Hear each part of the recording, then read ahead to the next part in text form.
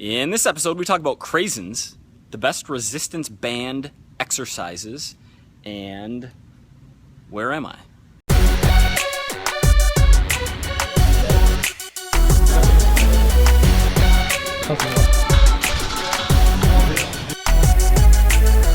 Hello everybody, welcome to Equals and Alternatives, episode 88. I'm your host, Mike Vacanti, and today we are in beautiful Bloomington, Minnesota, my hometown. The shirtless / tank top era in Southampton of Equals and Alternatives is now over. The show is safe for work again. I'm back home for like 36 hours. I have a buddy's wedding. I'm going to the state fair tonight with my family. Tomorrow I'm seeing the latest Zac Efron movie with my youngest sister Jenna, which is something we do. It's called We Are Friends.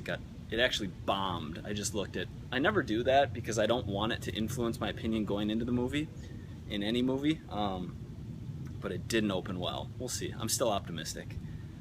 It's about like a DJ who makes it big and becomes a billionaire. Pretty pumped, actually. Let's get into the show. What do we got here? Craisins. Dried cranberries with sugar added. So the ingredients are cranberries, sugar. 1 cup of these equal to like over 2.5 packs of Skittles. Not surprising if you watch the show. Dried fruit is just sugar. Skittles, Starburst, non-chocolate candies, hard candies, Sour Patch Kids, things like that. Those are just sugar also. It's no surprise. Let's see, what's interesting here. I was in my parents' house here, obviously, going through the cupboards thinking there's got to be something good to review. I was banking on finding some kind of fancy overpriced juice because apparently my sisters used to really like those, like a Bolt House or something like that. But surprisingly nothing. It was like very lean, some lean proteins, veggies, eggs. Like the Vacantis are really cleaning it up lately. But I found these, and many people...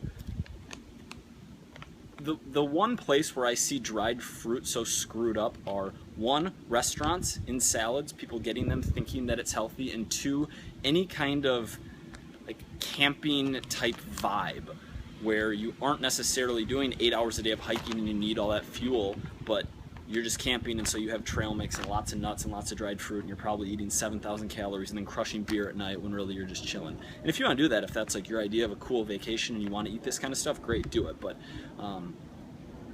I feel like dried fruit has too good of a rap for what it is. Now, the knock on this episode from any from someone who disagrees with the thesis is going to be sugar type. The sugar type in fruit is different than the sugar type in sodas and in this and in that, when really, dried fruit has a good amount of fructose. Like I want to say in the range of 50 to 70% of the sugar in dried fruit comes from fructose. And I'm not even going to get into fructose because I don't think that it's that bad, because I don't think most people consume it in quantities other than if you're just guzzling soda and like all kinds of high fructose corn syrup processed foods and not tracking your intake, then you're probably high. But if you're eating reasonably healthy, you aren't eating fructose to the point where it's going to shut down your liver and turn into fat and shut down all fat burning in your body and whatever fear-mongering stuff people will say that it does. The main ingredient in Skittles is sugar, or sucrose, table sugar, which is half glucose, half fructose. So actually, there is more bad sugar, if we want to call it that, which in super high quantities, I guess I will concede, but there is more of that in the Craisins than there is in Skittles. Or at least an equal amount. Like, it doesn't break it out for us on the label here, but we have sucrose and corn syrup, which does not have fructose, not high fructose corn syrup, just corn syrup, which I believe is glucose and maltose. You don't need to know this at all. Like, if this is over your head, just completely ignore what I'm saying. Hit dislike, do whatever.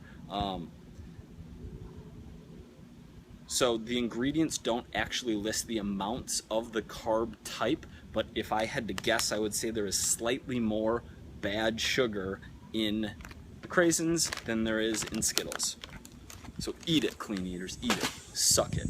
For our alternative, this is an interesting Gary hack that I have found. Now, he was never a big salty food guy, or like chips guy, but a good alternative that he had with a burger or as an appetizer when waiting for a burger is pickles, which are like high in sodium, low in calorie, decent volume, and actually have like that crunch and that saltiness that can almost fill the role of a potato chip for far fewer calories. So that's our alternative. Question of the day. I'm going to start reading the question of the days off just because sometimes I forget and I mix up the questions and there's multiple parts to the questions, and I want to, like, if I'm going to answer your question, I want to answer it completely and as accurately as possible. So Emily asks, Mike, what do you think about resistance bands? Are they just something cute that won't really add strength? No Wi-Fi. Are there exercises that you like them for?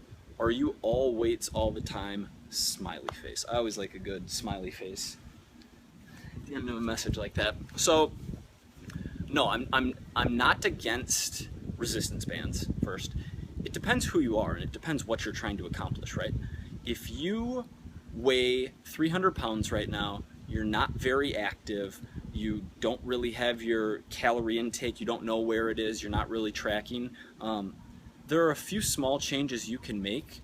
Move around, whether that means strength training or just going on a walk, keeping calories in a range, sleeping more, drinking more water, eating more vegetables. Like, those general changes are going to be enough. And if you wanted to add some kind of strength training and you ask me, should I do dumbbells or barbells or kettlebells, or can I do resistance bands at home? You can absolutely do resistance bands at home, and the rate of your progress and the type of progress you make isn't going to be very different.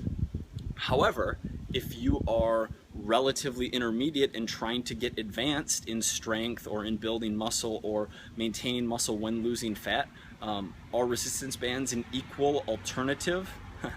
See what I did there? Completely unintentionally. Are they an equal alternative to strength training with weights? No, they're inferior. But at the same time, like, if you took me over the last couple of years, so traveling is an interesting spot where resistance bands might make sense. You're super busy, you're on the road, business travel, vacation, and you don't want to slum over to a gym or whatever it is, and you just want to get a quick workout in with bands. Should you do that? Can you do that? Is there benefit to that? Absolutely. Over the last 2 years of my life, that's probably what I would have done, is substituted a training session, or, you know, if I had to move a training session back a day and another one forward a couple days, so I had 3 or 4 days off and I wanted to get a quick pump type workout in, maybe in Vegas before going to the pool, like do some curls with resistance bands, or throw the band around your back and do some push-ups with a little bit more resistance. Yes, those are things I would have done. Now that I'm like super dialed in, I care a lot about my sleep, I'm training very intensely, I'm tracking my macros every single day, I would take the extra hour and a half to figure out where a gym is, go get a good session in. But for most of my life, I probably would have been okay substituting for bands. All right, so it depends where you are, depends what you're trying to accomplish, and it depends if it's just a one-off instance like traveling, or if you're trying to incorporate them into your everyday program. And if that's the case, like I said, if you're a beginner and strength isn't maximum priority, but like you just want to work the bands into a bodyweight program, awesome. I think that's great. As far as specific exercises I think they are good for, I mean, adding weight to push-ups is pretty advanced. I actually like bands a lot for overhead pulling motions. If you don't have a pull-up bar, if you can't do a pull-up, if you don't want to be doing an assisted pull-up for whatever reason, throwing the band over something high, sitting on your butt on the ground, and then mimicking an overhand or like a chin up or a pull up or whatever, wide grip, however you want to do it, parallel grip. That's a great exercise with bands. You can do bent over rows with bands, so you can throw them over, under your feet, stand on them, bend over, and do a horizontal pulling motion. And obviously, like, there are different tensions of bands. You can have a wide stance to create more tension on something like a curl, or you can have your feet closer together for less tension, have your feet super close together, get them up here, and you can do an overhead press with the bands. So you can really mimic almost any motion with resistance bands. So those are the exercises I like. Happy Friday. Hope you all have a wonderful Labor Day weekend. And I'll talk to you soon. Remember, your body is still counting macros even at the Minnesota State Fair.